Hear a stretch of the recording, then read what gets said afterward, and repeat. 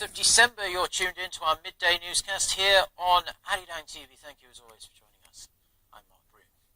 Let's begin with trade and negotiations that could have a significant and lasting impact on the Korean economy. US President Donald Trump has been pushing to renegotiate or terminate the Korea-US free trade agreement, saying it has caused America's trade deficit with Seoul to double over the last 5 years. To prepare for the crunch negotiations, the Korean government has been conducting economic studies and gathering public opinion over the past few months, and this morning it submitted its renegotiation plan to the National Assembly. Kim Hae-sung starts us off.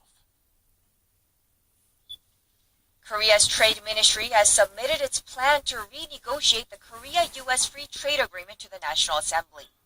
To come up with a plan, the Ministry for Trade, Industry and Energy has conducted economic feasibility studies on the 5-year-old deal and has gathered opinions from the agricultural and manufacturing sectors through 2 public hearings and 26 rounds of meetings. The report covers the purpose and strategies for the renegotiations and the public hearing results. The Trade Ministry added that it'll protect the country's sensitive industries such as agriculture and livestock and try to reach a mutually beneficial deal by touching on issues like services, investment, products country of origin, and non-tariff measures. The move comes after the leaders of South Korea and the U.S. agreed to speed up the process of amending the trade pact during their summit in Seoul in November. President Trump has complained about the U.S. trade deficit with South Korea, while President Moon Jae-in has said that deficit was limited to products and has been shrinking, while Korea has continued to post large trade deficit in the service sector. The report Monday wraps up the domestic procedures needed before talks with Washington on amendments can officially begin. Specific dates for renegotiations will be announced in the near future. Kim Hae-sung, Arirang News. Now, in addition to trade, the ministry also submitted its plans to support innovative growth over the next 5 years. It believes supporting Korea's small and mid-sized firms during the transition to the fourth industrial revolution will enable companies to create hundreds of thousands of jobs in the years to come. Kim Jong reports. In a report to the National Assembly's Committee on Trade, Industry, Energy, SMEs, and Startups on Monday, the Ministry of Trade, Industry, and Energy unveiled plans to support innovation by supporting new industries, small and medium-sized companies, and industries in provincial areas for balanced growth. Through the industrial policy reforms that focus on innovative growth, it's aiming to create more than 300,000 jobs by 2022. For the creation of new industries, it has selected 5 main sectors for support, which includes future mobility, superconnectivity, renewable energy, increasing lifespans in our fast-aging society, and the so-called Fourth Industrial Revolution. The ministry says it aims to make it possible for autonomous vehicles to operate on expressways by 2020 and increase the number of electric vehicles to 350,000 by 2022. It will also establish a $275 million fund to increase investment related to the fourth industrial revolution, such as smart home appliances that incorporate Internet of Things technology. The ministry says it'll increase the number of medium-sized IT companies in Korea and boost the number of innovative clusters and tech convergence districts to 15 by 2022. The ministry plans to unveil detailed measures by sector during the first 3 months of next year. Kim Ji-yeon, Arirang News. Now, if you're watching us in Korea and are a home owner, you might want to check in with your bank. That's because starting today, commercial banks are raising their floating rates for mortgage loans in line with the Bank of Korea's tightening stance that began last month. The top Korean banks will reflect a boost in the cost of funds index, the benchmark for variable rate mortgages, by raising rates by 0.15 percentage points to a maximum of 4.6%. Those banks are KB Gungmin, Shinhan, Uri, KB Hana, and NH Nonghyop. Korea's central bank raised its key benchmark rate by a quarter percentage point to 1.5% in November over what it said were clear signs of an economic recovery. Still, pricier mortgages in a country saddled with 1.3 trillion US dollars of household debt, is a big concern, with market watchers monitoring the pace of rate increases by the BOK and the US Federal Reserve. The heads of all of South Korea's 163 overseas missions have gathered in Seoul to take part in a week-long meeting to go over their diplomatic agenda. The meeting opened this morning at the Seoul National Cemetery, where ambassadors and consulate generals, along with Foreign Minister Kang Kyung-hwa, paid their respects for those killed in the Korean War. Over the next 5 days, the mission chiefs will be informed of the administration's policy direction and discuss how to achieve their diplomatic aims.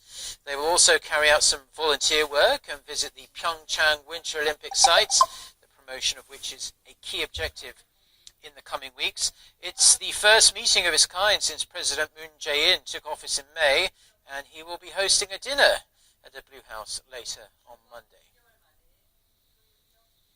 Now, hoping for a clean slate ahead of next year's local elections, Korea's main opposition, Liberty Korea Party, is attempting to erase its connections to the now jailed former President Park Geun-hye. In the latest move, it has stripped a handful of pro-Park lawmakers of their council chairmanships. Kim Min-ji with the details. Korea's second-largest political party is pulling out all the stops to revamp its tainted image, following the Parbu scandal that led to the impeachment of former President Park Geun-hye. On Sunday, the main opposition Liberty Korea Party stripped 4 incumbent lawmakers of council chairmanships, a move seen as a first step in purging those loyal to Park. The 4, Seo Chung-won, Yoo Gi-jun, Bae Deok-kwang, and Oh Myung-soo, are among 62 to be replaced following a month-long audit conducted as part of the party's reform efforts. The councils represent the party in an electoral district. Although the move is widely seen as a means to distance itself from the ousted president ahead of the local elections in June, the party claims the audit was conducted without any political bias. Encouraging party registration, carrying out key tasks, activities as lawmakers, participation in party events. We used criteria that are measurable in the audit. There were no political consideration whatsoever. Worried about a backlash from its own party members, the Liberty Korea Party cancelled its usual Supreme Council meeting on Monday morning. The opposition party instead held a smaller-scale meeting chaired by its newly elected floor leader. Some of the party's lawmakers have expressed anger over the move, while some purge lawmakers are seeking to take action, saying the audit was unfair. But the move is expected to strengthen party chair Hong Jun-pyo's grip on the power, especially as a new floor leader shares his vision for the party. Kim Min-ji, Arirang News. The first trial hearing of former National Intelligence Service Chief Won Se-hoon is being held today. Won was indicted for using millions of dollars in taxpayer money to interfere in domestic politics in favour of then President Lee Myung-bak.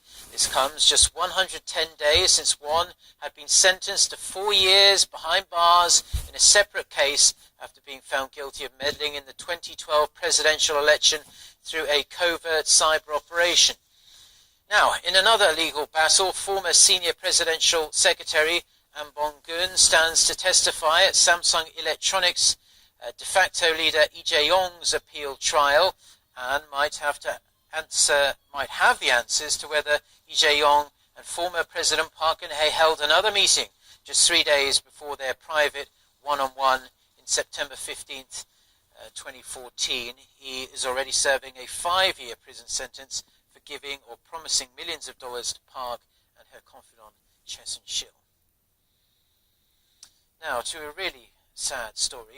Autopsies have been conducted on 4 newborn babies who all died in a 81-minute period in one hospital in Seoul on Saturday.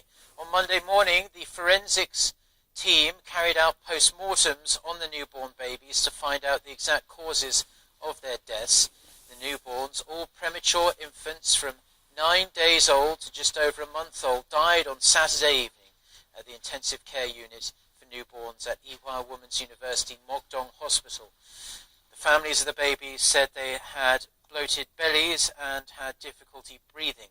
As of now, the investigators have said possible causes of the deaths include incubator malfunction and bacterial infection. The The results are to take at least a week to be released and a month to be finalized.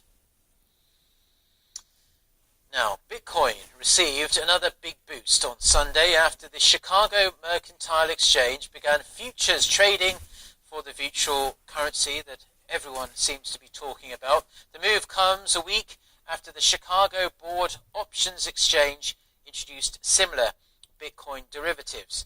I'll Park Ji-won with more. The world's largest derivatives exchange, the Chicago Mercantile Exchange, began Bitcoin futures trading from Sunday. The launch of futures trading on the CME comes a week after the Chicago Board Options Exchange, or CBOE, became the first established financial market to offer futures trading for Bitcoin. Analysts say the virtual currency's entry into the Chicago Mercantile Exchange could push its price higher, as the CME is a much bigger exchange than the CBOE, handling 55 times the CBOE's volume during the January to September period this year. It certainly legitimizes the asset to us being at the exchange, because it now offers people a more traditional way to invest. It also may indicate to people that this really is the kind of asset that you would want to have some percentage of your portfolio or your wealth diversified into. The market opened at 8 a.m. Korea time. Hoping to guard against wild price swings, the CME will hit pause on trading if prices fluctuate by more than the CME set limits.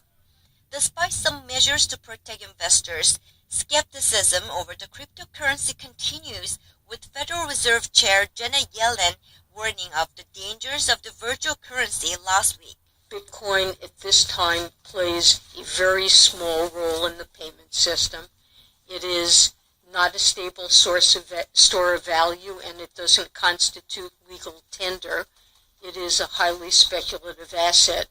Bitcoin was invented in 2008 by a person or group calling themselves Satoshi Nakamoto, and the identity of the mysterious inventor is still not yet known. Park Ji-won, Arirang News.